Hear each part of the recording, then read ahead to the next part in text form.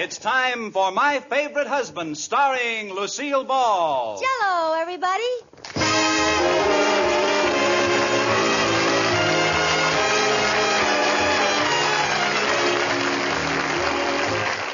Yes, it's the Gay Family series starring Lucille Ball with Richard Denning. Transcribed and brought to you by the Jell-O family of Red Letter Desserts.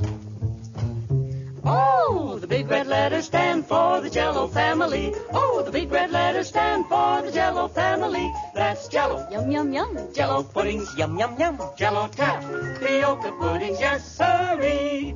And now Lucille Ball with Richard Denning as Liz and George Cooper. Two people who live together and like it.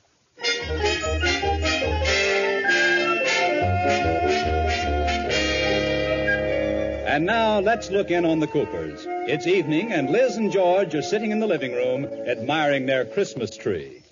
George, you know, I think this is the prettiest Christmas tree we ever had. Yeah, it's a nice one, all right.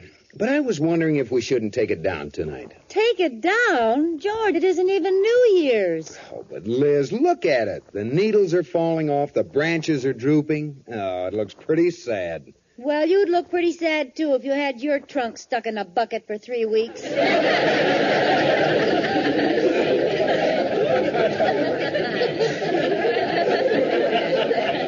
Well, the least we can do is put away our presents from under the tree. Okay.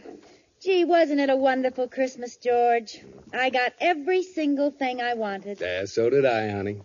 You know, now that it's all over, I want to tell you about something I almost bought for you, but it was too expensive. Oh, what was that? A set of matched golf clubs. Hey, really? Yeah. Well, Liz, I appreciate the thought, but that would have meant a lot of money. Well, that's what I thought. And I just said to myself, after all, it isn't the gift, it's the thought behind it that counts. Well, that's true, dear. I knew you'd understand. As long as we're having postmortems, there's something I almost bought for you, but didn't because it was too expensive. Oh, what was it? A mink jacket. A mink jacket? Yeah.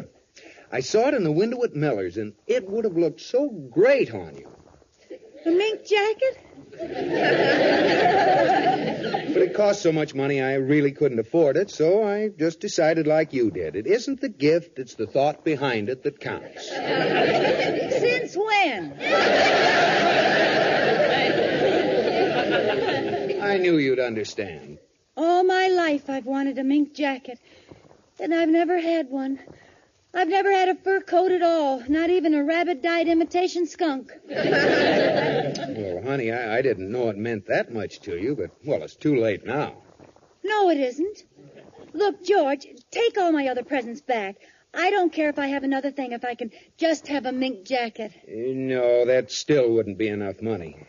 Even if we took your presents back, too? No. But, George, that little jacket is just exactly what I need to wear to the Atterbury's New Year's Eve party. Well, I'm sorry, honey. Well, actually, I need it, George. I don't have a thing to wear. Well, then it's simple. You can go as the New Year. Oh, you...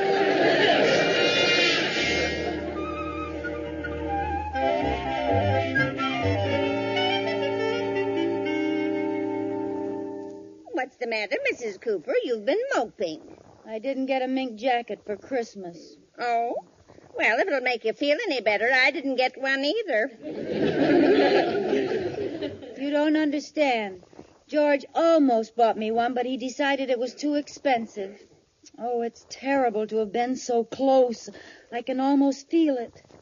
Well, maybe he'll give you one next year. Maybe. Only I wanted it to wear to the Atterbury's New Year's party. Darn it. Now that George has the idea of getting me a coat, I certainly hate to see it slip away. It's a shame, all right. Katie, you've watched me get things out of George for a long time. What method would work best? Well, crying is always effective. No, that's only good for traffic tickets, overdrawn bank accounts, and crumpled fenders. I've done a lot of research on that. How about smooching? I get so carried away with the smooching, I forget what I'm after.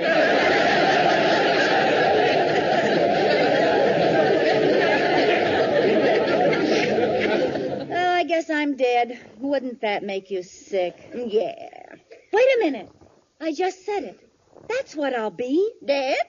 No, sick. George always buys me what I want when I'm sick. When my temperature goes up, his resistance goes down. It certainly does. I guess I'll have to come down with Liz Cooperitis. Oh? Now, no matter what I do, Katie, don't be frightened. Do you think you really should go through with that? Yes. I know it's being mean, but all's fair in love and mink.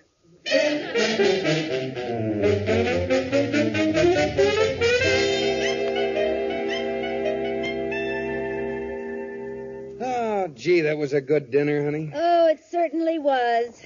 What would you like to do tonight? Oh, I don't care. Want to go to a movie? Harvey with James Stewart is playing at the Strand.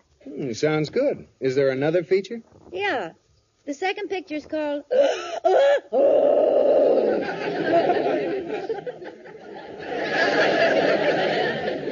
Who's in it?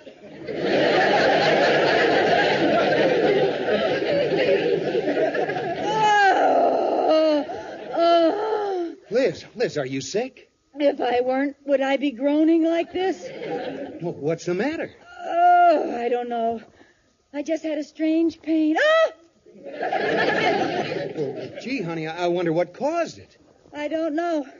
I was just sitting here when suddenly... Oh! There it is again. Oh, Liz, come on, let me help you. Oh! Here, stretch out on the couch. Yeah, I guess I better. Oh, what seems to be the trouble? Well, it's... Oh. Where does it hurt? Well, it was in my left foot at first. Then it was my right knee. And just a minute ago, it was in my head. Oh, my goodness. Is there anything I can do, honey? Oh, no. I remember now. I used to have these attacks when I was a child. Oh?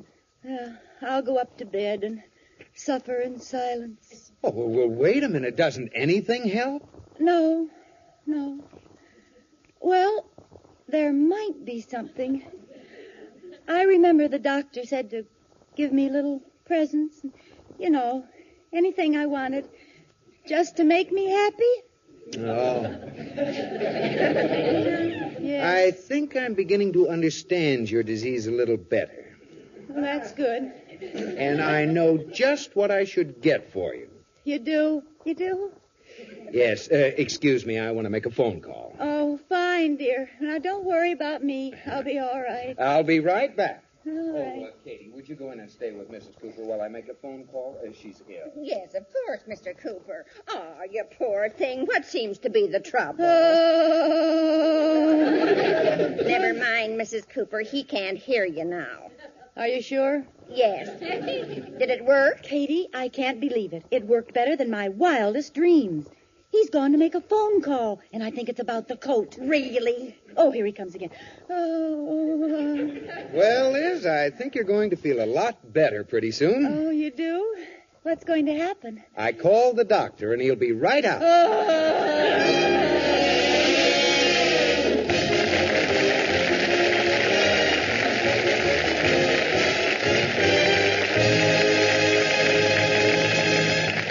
Well, mink jackets are lovely to look at, no doubt of it, but you can't eat them. Whereas take Jell-O now, lovely to look at and delicious to eat.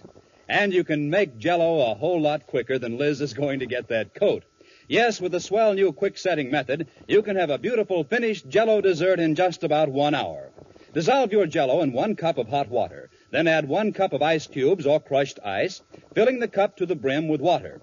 Stir until the ice melts completely, then pop into the refrigerator to chill firm. And in just about 1 hour, you have a gorgeous, glamorous Jell-O dessert all ready to serve. All 6 delicious Jell-O flavors are chock full of wonderful fruit-like richness. Strawberry, raspberry, cherry, orange, lemon, and lime. And all 6 sparkling Jell-O colors are as gay and cheerful as New Year's Eve. So look for those big red letters on the box. They spell Jell-O. And Jell-O spells a year-long treat. Yes, it's Jell-O for red letter desserts. Jell-O. And now back to Lucille Ball in My Favorite Husband.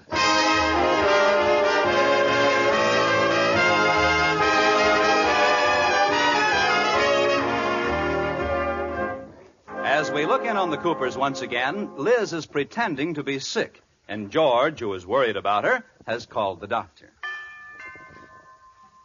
Oh, hello, Dr. Stevenson. Come on in. You sounded so mysterious on the phone, George. What's the matter with Liz? Well, I'm not sure. I think she has a rare disease, the only cure for which is a mink coat. Oh, I get it. Well, this is the second time she's pulled this. The last time it was the flu. But I wanted a television set anyway.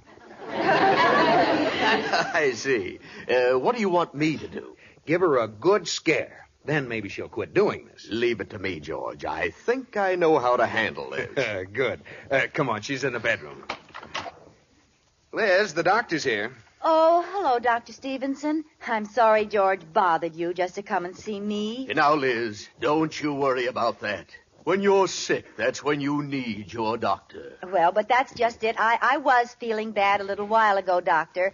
But the funniest thing, as soon as he called you, I felt better. Now, let's not be hasty. Oh, no, really, I feel fine. I think I'll get up and get dressed. You know, don't move. Stay there in bed. What do you mean? You're a sick girl, Liz. I am? Your eyes, your color. Let me see your tongue. Well, all right.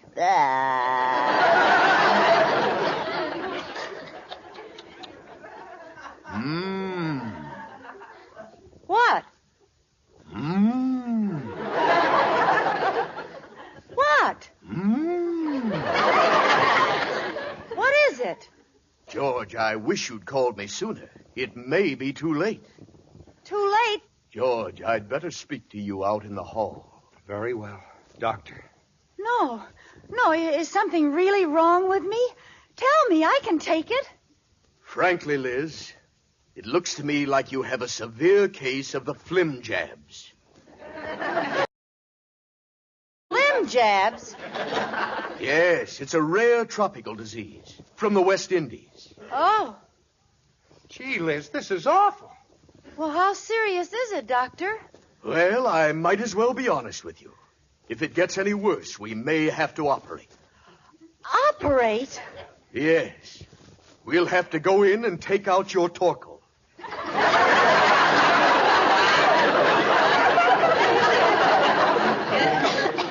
My torkel? No, there's nothing wrong with my torkel. Now, there's no use getting alarmed. A lot of people live for years without a torkel. They do? Well, is it painful? No. We anesthetize thoroughly for a torkelectomy. Of course, you'll never be able to yammle again. I won't. Well, tell me, doctor, will you have to remove the whole torkel? Well, maybe we'll be lucky and can save half of it. After all, half a torkel is better than nothing.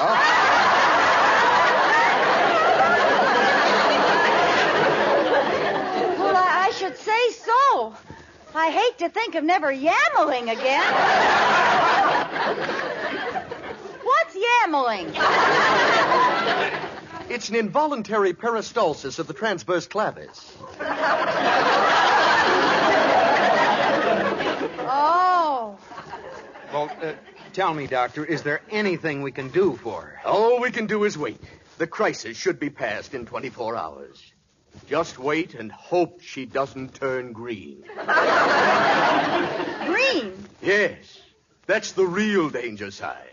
Well, what happens then? If you turn green, 3 hours later, gone. Gone? Gone. Oh, my poor Liz. Oh, come on now, honey. Let's be my big, brave girl. I am being brave. Well, I've got to be going along. I'll see you to the door, Doctor. And now, Liz, Yes. you stay in bed and drink lots of water and fruit juice. All right. And I'll see you tomorrow at this same time. I hope.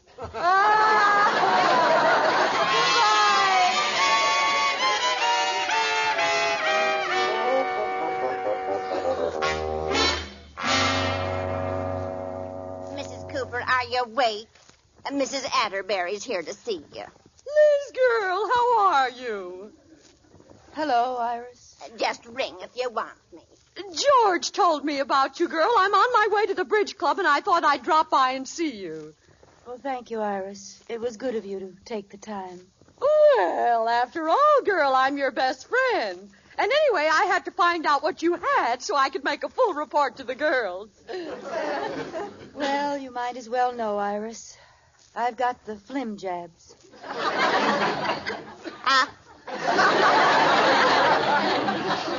The Flimjabs? What's that? It's a rare tropical disease. Oh, how exciting! Oh, this will make Betty Ricky's gallstones look sick.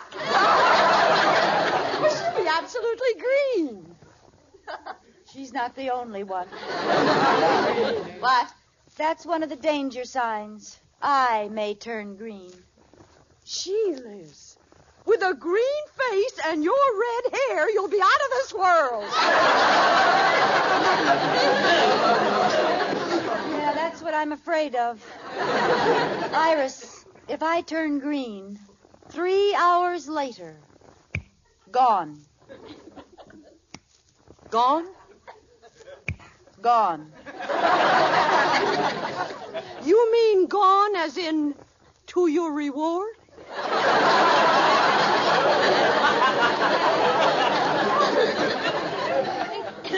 That's right. But Liz, I can't believe it.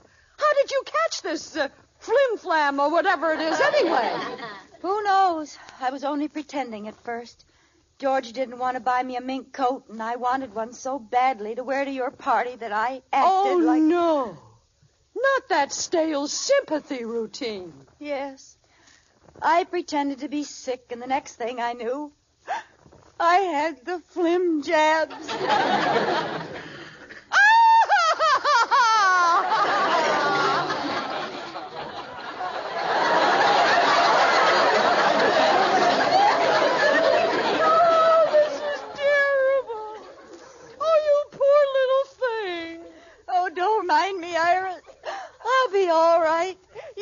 To your bridge party. Oh, I wouldn't go and leave you, girl, but I can't help it. I've got the ice cream out in the car and it's melting.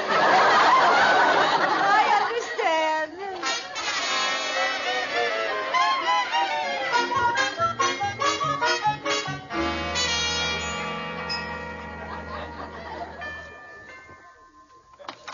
Hello, George. Hi, Doctor. Come on in.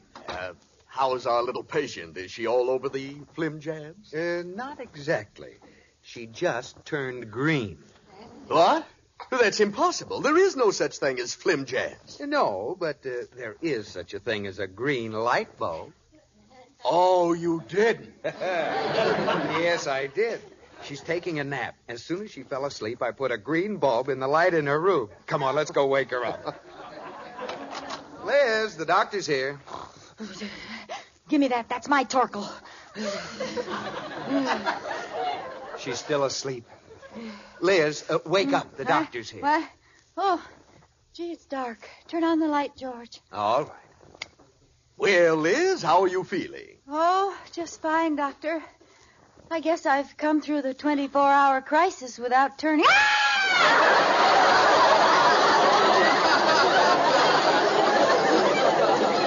What's the matter? Look at my hands. They're green. You're right. They are. And your face, too. My face. Hand me a mirror, George. Oh, here you are, my poor green darling. Oh, my face and my hair. Wait a minute. You have the Flimjabs, too. What do you mean? You're both green. Us? Doctor, do I look green to you? No. Well, you're not green to me either. Oh, no. This is the end. I'm looking at the world through green-colored eyeballs. Look, honey. Oh, George, I'm going. This is it. I know it. Farewell, my love. Oh, goodbye. Now, Liz, don't get so upset. I'm sorry, dear. It's just that I don't die every day, and it's new to me. Look, Liz, maybe we can still save you. No, a person knows these things. I can feel it in my bones. Green bones, that is. Liz, I have a confession to make. So have I, George. Well, but let me tell you mine first. Well, no, George, let me. I won't be here as long as you will. Well, all right. George, from time to time, I've smashed things on our car. Here a hood, there a fender, now a running board, and occasionally a trunk.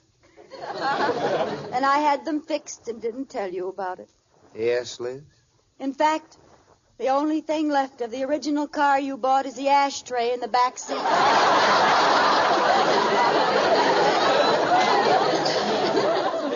That's very interesting. Have you anything more to confess? Yes. Last night when I said I was sick, I was only pretending so you'd get me a mink coat. Liz, how could you? Isn't that awful?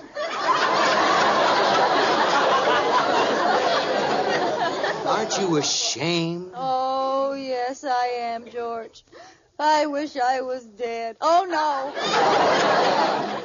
Honey, let me tell you my confession. Go ahead, George. You wonderful husband, you. Now, honey. You don't have the Flimjabs. It's a trick the doctor and I played on you because I knew you were trying to get a mink coat. Why, you big stinker! Wait a minute. I'm still green. I put a green light in the lamp. George Cooper, you just wait till I get well. Oh, I forgot. I haven't been sick. I'll get it. Hello. Is that you, Liz, girl? Iris, are you crying? I can't help it, girl. The whole bridge club's been bawling ever since I told them you were going to leave us tonight. Oh, Iris, I'm going to be here a while longer. Well, that's it, Liz. Be brave. Hang on to every precious minute. Oh, Iris, don't cry. I'm going to be all right. Will you just keep saying that, Liz? We girls just had a little ceremony in your memory. Memory? But Iris, We turned your chair to the wall and smashed your teacup in the fireplace. Well, that's very sweet, Iris, but listen to me Don't now. talk. Save your strength. Elizabeth Cooper, the whole club joins me in this tribute to you, our soon-to-be former member. Listen closely. There. What was that? 10 seconds of silence.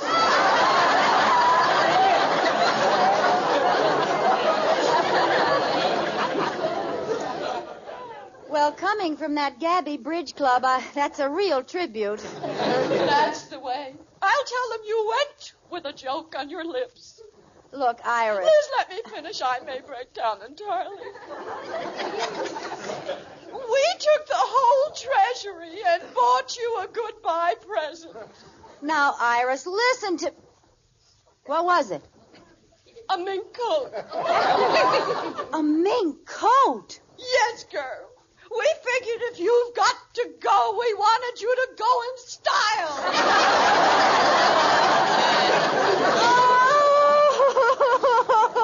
I know how you must feel, girl. Goodbye. I'll see you tomorrow. Goodbye. What's the matter, Liz? The girls in the club are giving me a mink coat. Well, honey, isn't that what you wanted? Yeah, but I have to die to get it.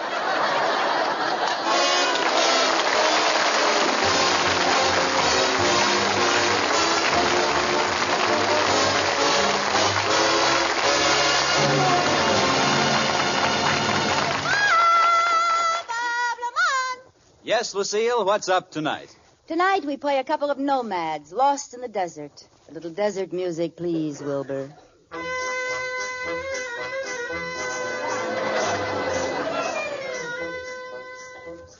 Water! Water! I've been floundering on this desert for 3 days. Wait. I see something moving. Hello. Hello there. I can't believe it. What'd you say, Bub? I said I can't believe my eyes. You're a human. I am? Oh, I am, yeah. Oh, my, glad to see you. I'm lost. Well, I'm glad to see you. I'm Smith. Put her there. No, I mean I'm lost. I don't know where I am. You don't? No. Well, it's all right, Bub. I know where you are. Oh, thank heavens. Where?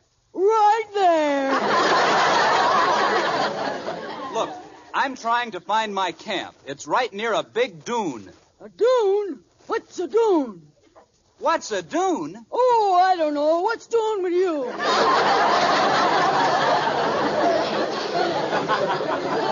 Wait.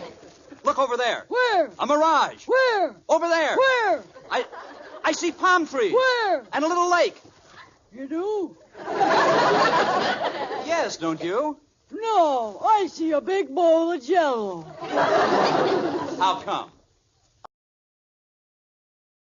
Trees and lakes, that's how come. Oh, yes. I see it, too, now. Yeah, well, high time, Buster.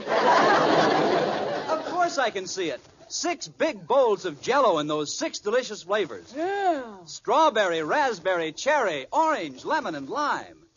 Jell-O with a flavor that's locked in so it can't get out till your first delicious spoonful. Boy, when you see him, you really see him, don't you?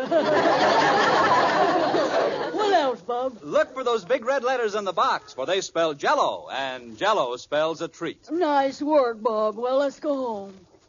Go home? Yeah. We're lost in the desert. Well, why don't we each take one of those cars?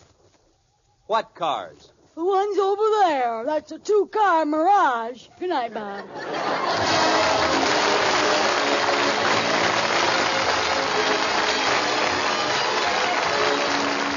You have been listening to My Favorite Husband, starring Lucille Ball with Richard Denning, and based on characters created by Isabel Scott Rorick.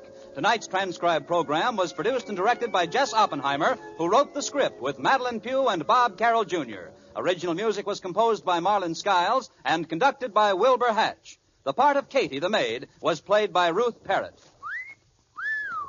Henry, what are you thinking about? Why, that new instant Sanka coffee, dear. It certainly is wonderful. Sure thing. Just look at the new, richer coffee color. Taste the new, full-bodied real coffee flavor. Discover how much less Instant Sanka costs. And did you know the makers of Instant Sanka make the only caffeine-free coffee? The kind that can't affect anybody's nerves or sleep. Try the new Instant Sanka. It's wonderful.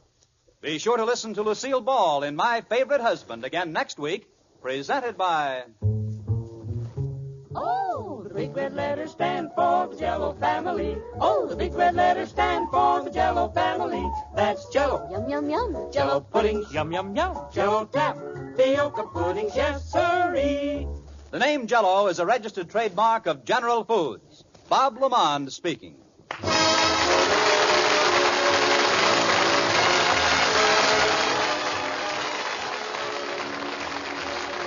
This is CBS, the Star's Address, the Columbia Broadcasting System.